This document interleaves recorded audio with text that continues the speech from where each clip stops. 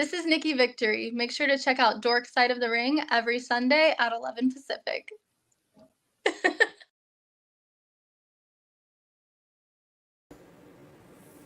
Good morning, everyone. Welcome to Dork Side of the Ring. Trying to get this started back up. Hopefully, today, the plan is I will be joined in a little bit by a guest, a gentleman I met on the Joe Cronin show, Jay Menes. But until he gets here, you're stuck with me. So let's see if I can figure out how to do this on my own. So, anyways, a lot's been happening. And full disclosure, I haven't been watching AEW anymore. So, unless Jay shows up and talks AEW, there's not really going to be a lot of AEW talk. Other than apparently, CM Punk has made his first public appearance since being fired from AEW. And in fact, in typical CM Punk fashion, he even teased a WWE return, kind of. So he was doing, he was commentating for Cage Fury Fighting Championships, and during that, he made a couple comments, said that he used the Cody Rhodes catchphrase. So what do you want to talk about? And then a reference was made by his co commentator that talking about that he was terminated with cause. And Punk said he had a bunch of free time on his hands for the next 2 months. So that just started, causing all kinds of speculation, because in 2 months is Survivor Series. So that's about as much as I'll probably get into with AEW, quasi AEW news, or related, some kind of related AEW news. And if anybody in the chat wants to chime in or join, I'm happy to share the link to the StreamYards. It's always nice to have someone to bounce off of. I'm going to go a little bit backwards, I guess, because it's freshest in my mind. And I want to talk about SmackDown. Because Friday Night SmackDown was actually a pretty good show. He started out with the basically, Pat McAfee came out to kick off the show. And then Austin Theory came out to interrupt him doing the Austin Theory thing, because they have unfinished business from WrestleMania. And then, so he, yeah, so Pat McAfee basically opens up the show. He says that it's the people's show, and Austin Theory says, no, this is Austin Theory Live. This ain't the people's show. And so this leads to The Rock coming out, because The Rock is the people's champ. So, of course, you're going to have the people's champ, The Rock, the man who came up with the name of the show, SmackDown, would come out. And it was a really good exchange between The Rock and Austin Theory. I was really impressed. Austin Theory even cut The Rock off at one point with one of The Rock's own lines. So he's like, it doesn't matter what you think, which was pretty cool. But The Rock came back in typical Rock fashion, shut that down, and then whooped that candy ass and gave him a hellacious spine buster. Followed that up with the most electrifying move in all of sports entertainment, the People's Elbow. And then he had Pat McAfee do a People's Elbow as well. So it was completely unexpected. It was really hilarious. There was a really funny bit where The Rock is, talking smack to Austin Theory, and he's like, not only do I think you're an asshole, but these people do, and I'll prove it. So he's like, this side of the arena chant, you are, and then this side of the arena chant, an asshole.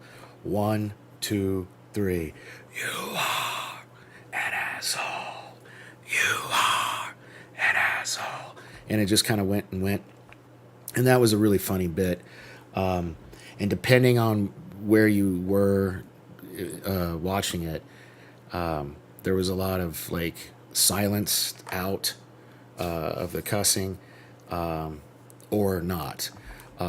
But even I saw a feed because I guess it's differed with people. So I heard all of the crowd stuff, but every time The Rock said the word asshole, they muted the volume. You know, they didn't bleep it or anything. They just muted the volume on the feed that I saw.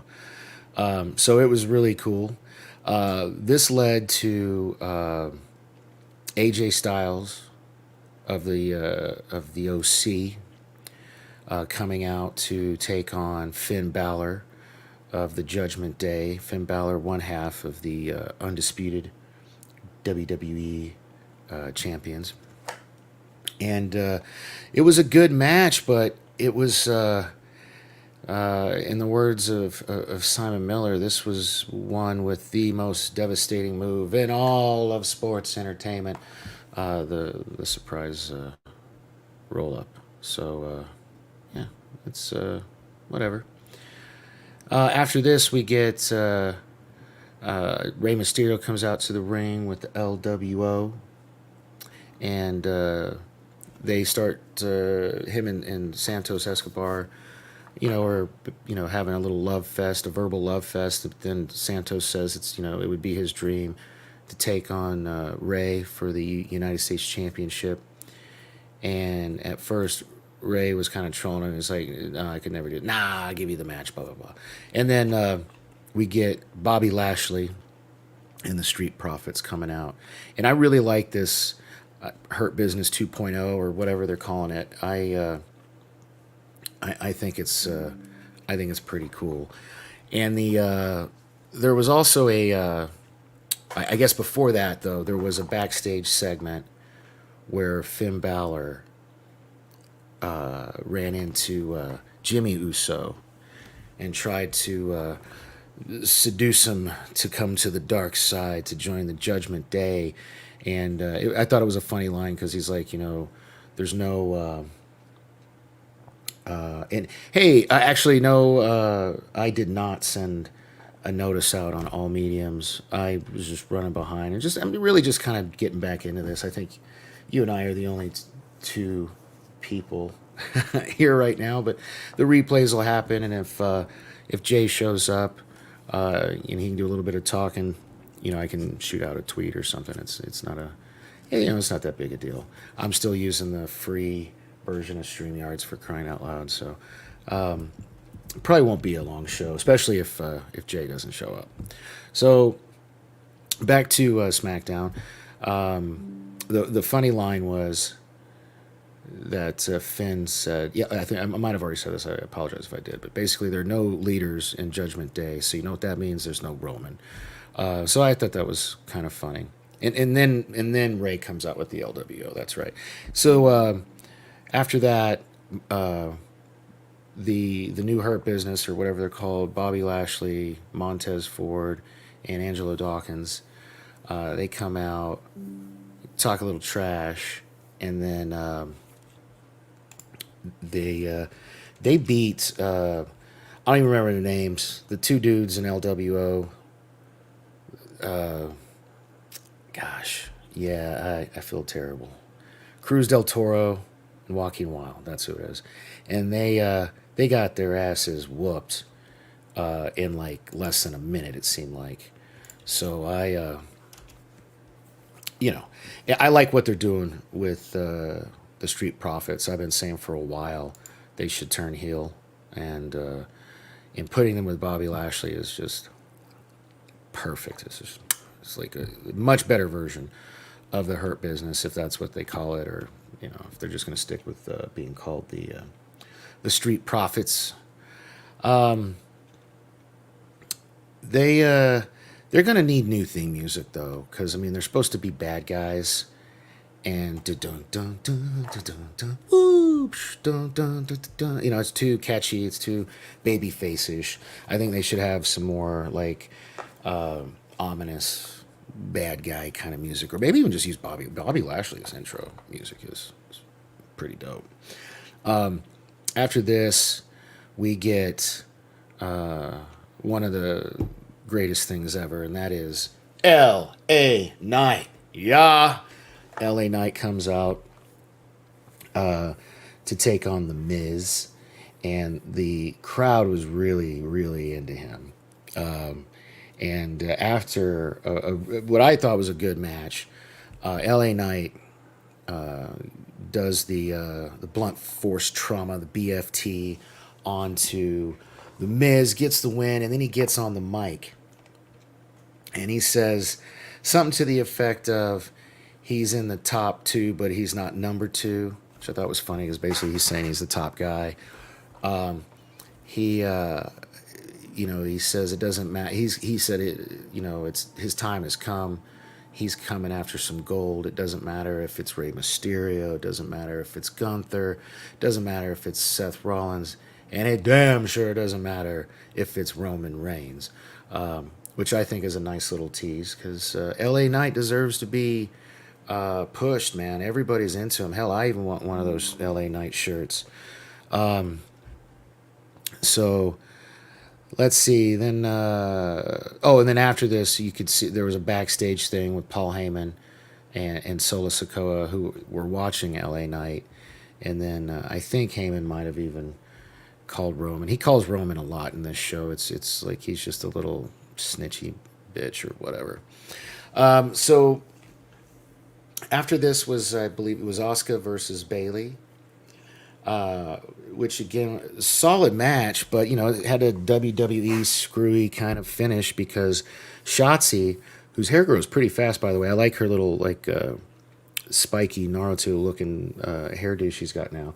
She came out, caused a distraction, ended up costing Bayley her match against Asuka, and then after Bayley runs off with Dakota, Shotzi gets in the ring and celebrates with Asuka, and they do a little fist bump thing. So I'm guessing Asuka's going to be face because she's taking on Io Sky for the women's title.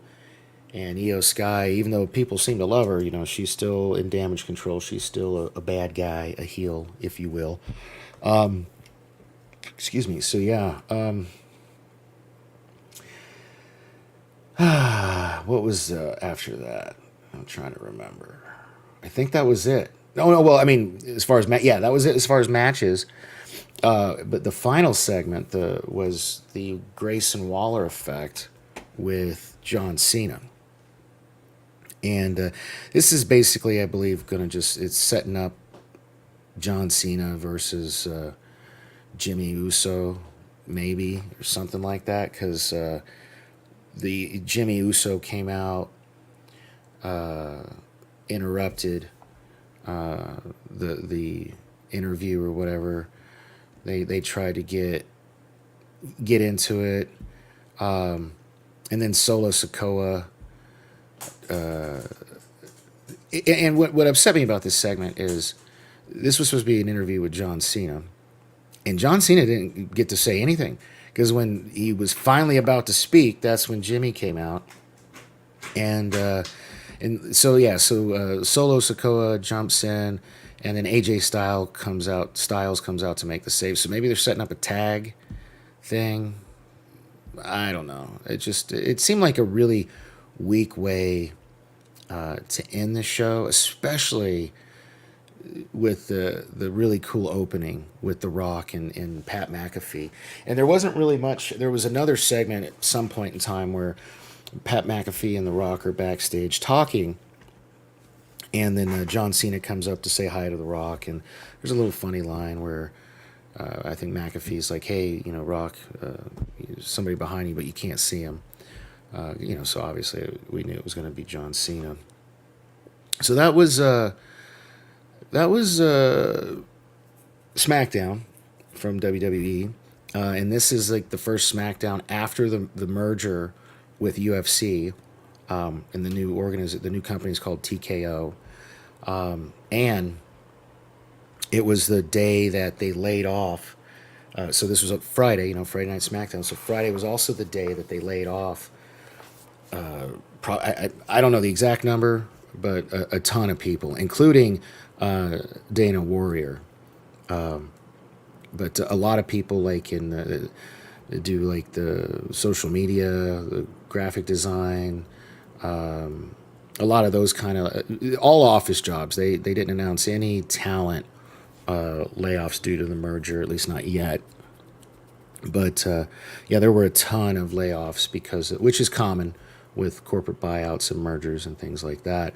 And I just think it was funny because nobody really expected The Rock, but The Rock did comment on social media about the merger. So I found it fascinating that like later that night he's on SmackDown. So yeah, so that was WWE SmackDown, and then Raw was on 9/11. So they had a lot of they of course they did the 9/11 stuff. I believe the main event for that was the Rhea Ripley. Yeah, it was the Rhea Ripley match, the title match, a rematch with Raquel Rodriguez. Oh, hey, Twinkle, welcome to the chat.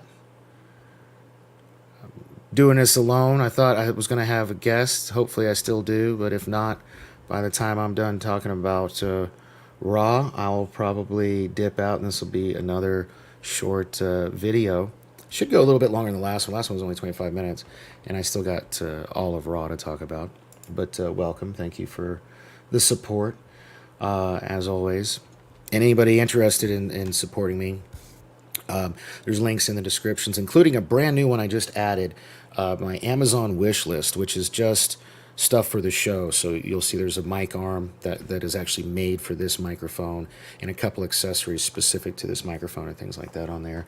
Of course, you can always do your super tips through the link in the description.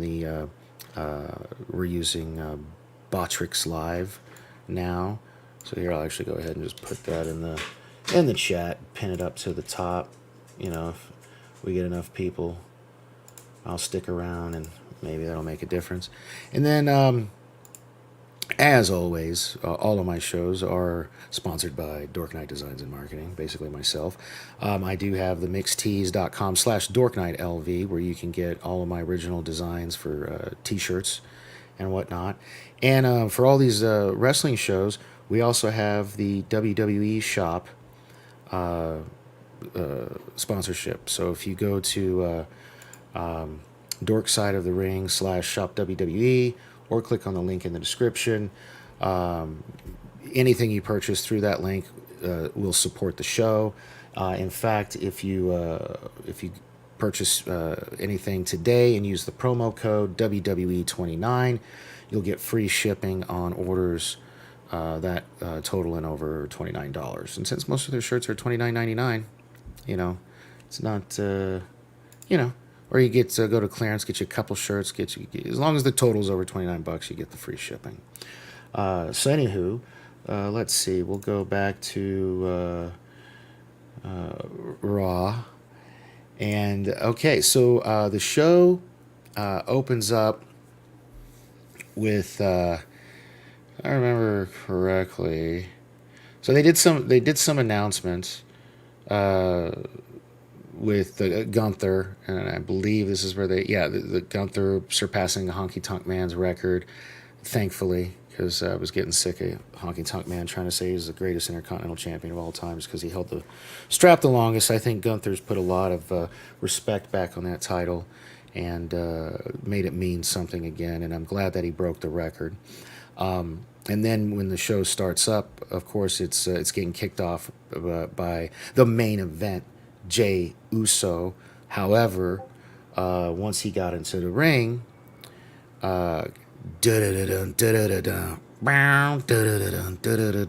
Kevin Owens' music hits, and he comes out to the ring, and we don't know how this is going to go because he's a hothead. And even though Sammy welcomed Jay last week and forgave him and blah blah blah and all that stuff.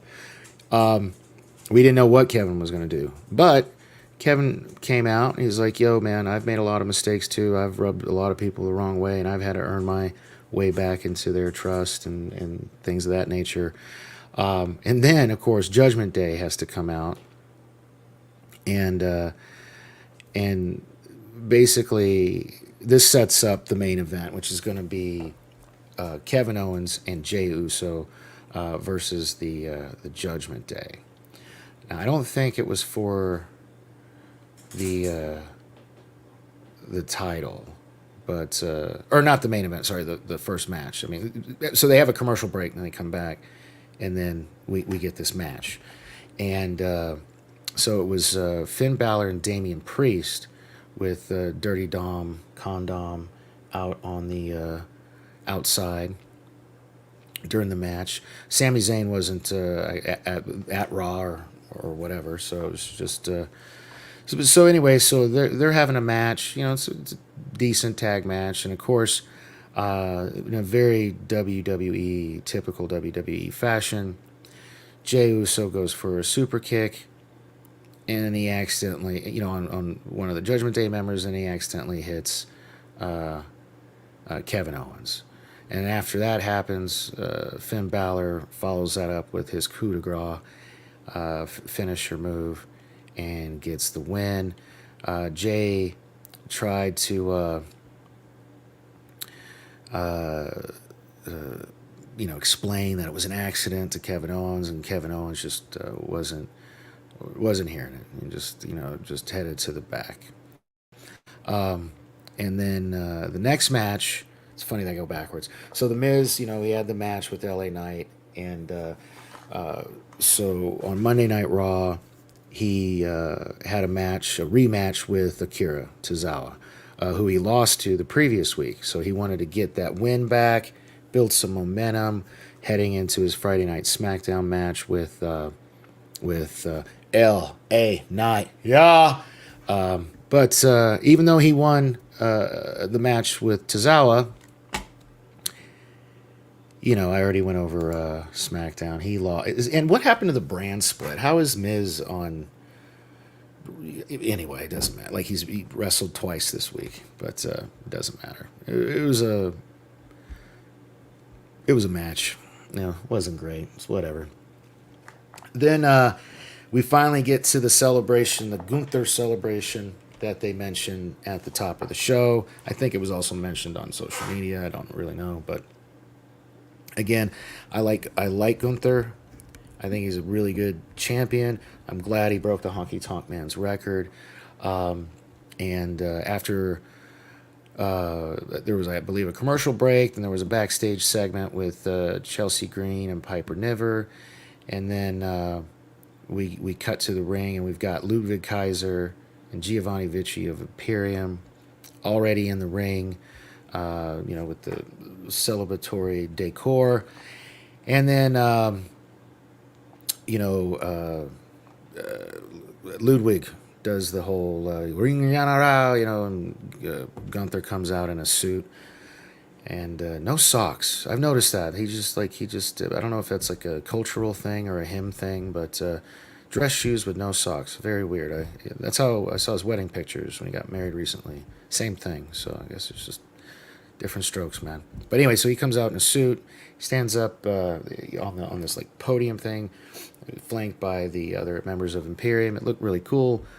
Gunther doesn't really get to say much because Chad Gable comes out to interrupt him. He wants to challenge Gunther for one more shot at the belt. And then, brawl ensues. Otis comes out. And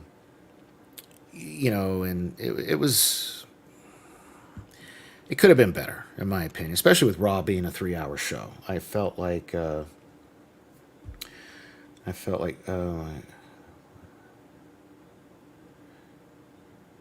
sorry, got distracted by the chat.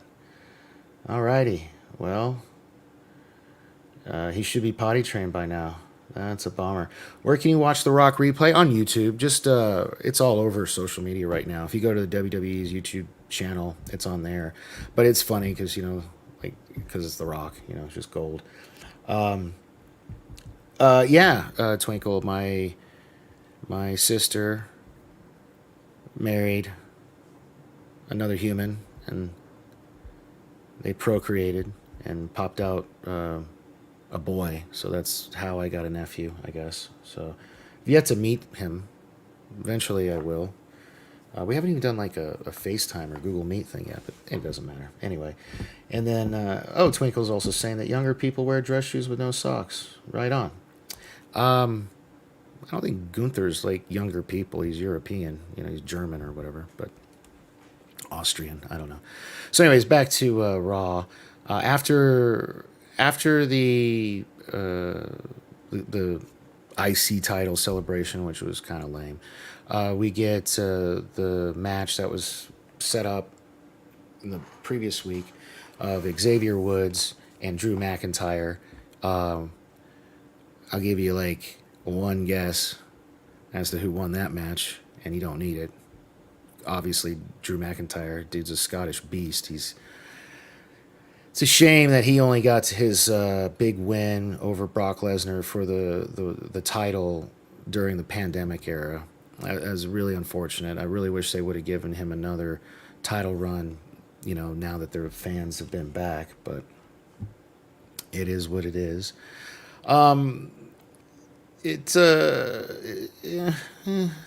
was an all right match. And then we got. Let me look at my notes here. What was after this? Oh, that's why I have a hard time remembering it. Chelsea Green versus Shayna Baszler. I think this match was like a minute or two, which is ridiculous on a 3-hour show that has so much time that they waste showing video packages and replays and like, hey, remember what happened, at the beginning of the show? Yeah, I remember what happened. MFR, I'm watching the damn show. I've been here the whole time. I hate how they do that. I wish they did less of that and just gave Chelsea Green and Shayna Baszler more time. So that was the match. It was Chelsea Green versus Shayna Baszler. Give it more time, man. Like, why bury one half of the women's? I swear these women's tag team titles are a joke, and they just need to just get rid of them because everybody who wins them seems to get injured.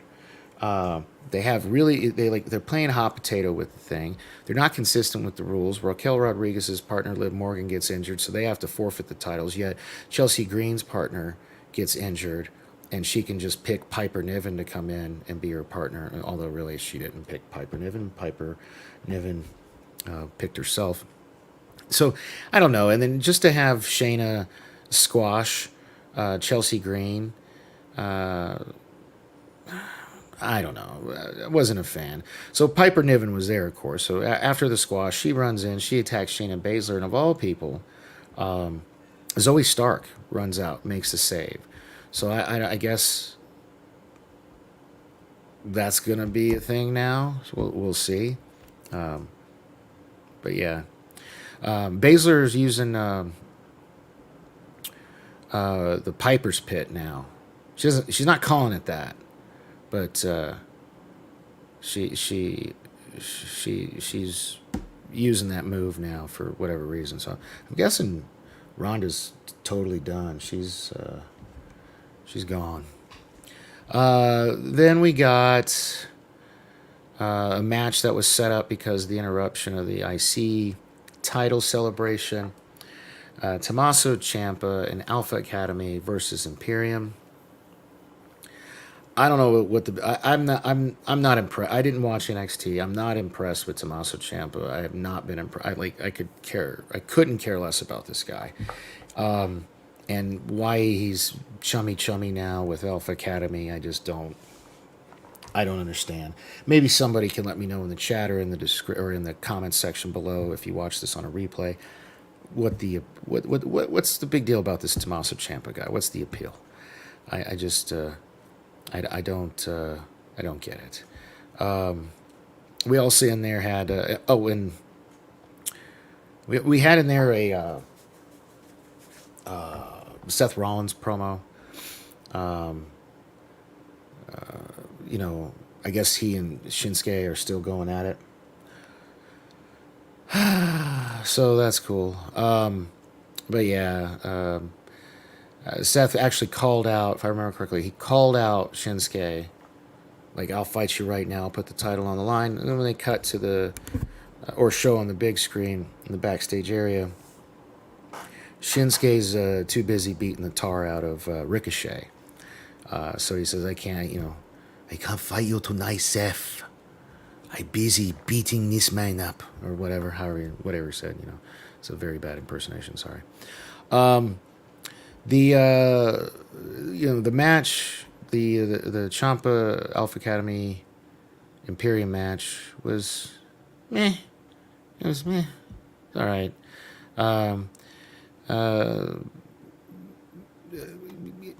Chad Gable made Giovanni Vinci tap out. Only because, like, I guess Ciampa, he kept Gunther from making the save.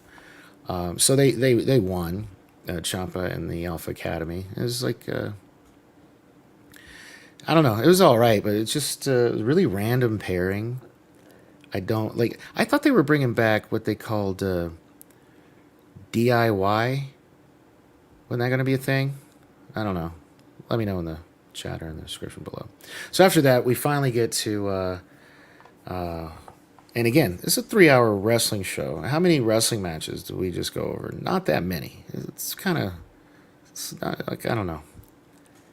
But the Rhea Ripley Raquel Rodriguez match was good, and at the end of it, we got the return of the Irresistible Force. I think it was one of her nicknames, Nia Jax. Personally, I didn't see this coming. I thought she was done with wrestling. I'm not a Nia Jax fan. Back in the day, she was a pretty hot model, and then I don't know, she's got like a thyroid disorder or something. I don't know, she just got really big and decided to wrestle. Maybe it's just because she's Samoan. I don't know. But she came back and did the bonsai drop, of all things, Yokozuna's old move. The match was all right, but Raquel lost to Rhea Ripley, and then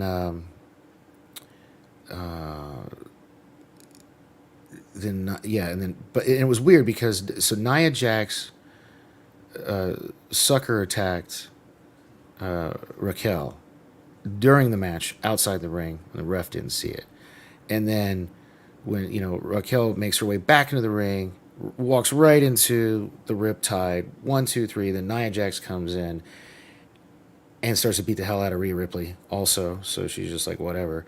Drags her into the corner and does the bonsai drop. It was just, I don't know. It's, I don't know. I don't know what's happening or where this is going. It had a couple good, not even. This was a meh episode of Raw. It's crazy because Raw is supposed to be the flagship show, and I enjoy SmackDown way more consistently. And it used to be because of the Bloodline. Like, was Cody Rhodes? I don't even have it in my notes. Was Cody Rhodes even on Raw? Like, yeah, because he's supposed to be a Raw guy. Yeah, I don't think he was he? Was he? I guess he was. It wasn't that big. I don't even remember it. I didn't write anything down about it, so I don't know. Yeah, overall, meh. SmackDown's way better. If you don't have a lot of time on your hands, you can watch, and you only pick one thing to watch wrestling-wise. I go with SmackDown. So AEW, they have what? They have Dynamite, they have Rampage, they have Collision, and I haven't watched any of that stuff since the last AEW show I watched was the All In London pay-per-view, and then after all the stuff that went down, I'm over it. Which is funny because we were talking last night on Joe Cronin's Monetize This that the like Jim Ross on his podcast, mentioned missing CM Punk, and I tweeted this or retweeted this thing last night, which made a really good point. I thought it was pretty funny. I'll pull it up so I can read it. So basically, I don't know who this guy is, but his tweet came up in my feed. He's like, "Look, I'm not trying to be tribalist, but it's funny how WWE right now, John Cena returns for a brief run. The Rock returned after 4 years and looking for a match at WrestleMania 40. There's a high chance that CM Punk is about to return at Survivor Series. Ticket sales and ratings are through the roof. The product is really exciting." Versus AEW right now. They fired their only top star, CM Punk. Jade Cargill is jumping ship to WWE. Their Wembley attendance record was exposed as a lie. I don't know if you guys heard about that story, but the whole shoot number of the 81,000 something paid ticket sales, and they're in the 81,000 fans, so that they were the largest, actual largest audience in history because WWE is famous for fudging their numbers. Well, it turns out the public, as a matter of public record, a thing was released in the UK where the number of people that went through the turnstiles was significantly less, like 70 something thousand. So that was kind of embarrassing. So it says they're Wembley. Okay, after that, collision ratings are down the toilet. They are doing record low ticket sales, struggling to fill 3,000 fans. Not a single interesting storyline is going on. Random matches everywhere. And Tony Khan thinks there's a war going on between WWE and AEW. And the picture he has with it says, "Fraud of the Year, Tony Khan," which I thought was funny. So I retweeted it. It's whatever. So yeah, so I've totally lost interest in AEW, which is so ironic because AEW is what brought me back to watching wrestling after I had stopped watching wrestling for like the third or fourth time, because it's how wrestling fans are. Something you're in, you're out, whatever. So yeah, I guess. Hey, I went almost 40 minutes by myself, right on. All I had to do was go over Raw and SmackDown. Touched on a couple things, CM Punk. I don't know if there's anything else worth that this week. Thankfully, nobody in the wrestling community that I know of died, so that's good. Yeah, so be sure to check out Wednesday and Thursday Nerd Fights on this same channel. Wednesday, we review the latest episode of Ahsoka. Thursdays, right now, what we're doing is we're reviewing the latest episode of Lower Decks and the Star Trek, the animated series from 50 years ago. So this Thursday, we are going to review the third episode of Star Trek, the animated series, as well as the latest episode of Lower Decks. So be sure to check that out. Also dropping this week is going to be a new show on the channel. Not going to be a live show, but I think I'll do a live premiere, so I'll be in the chat. But it is called May Divorce Be With You. It is a show co-hosted by my second ex-wife, who I've known for 30 years. We're still good friends and co-parents. And so our first show, we are reviewing the 1987 comedy, fantasy comedy, thriller, I don't know how to categorize it, but The Witches of Eastwick, starring Jack Nicholson, Cher, Susan Sarandon, and Michelle Pfeiffer.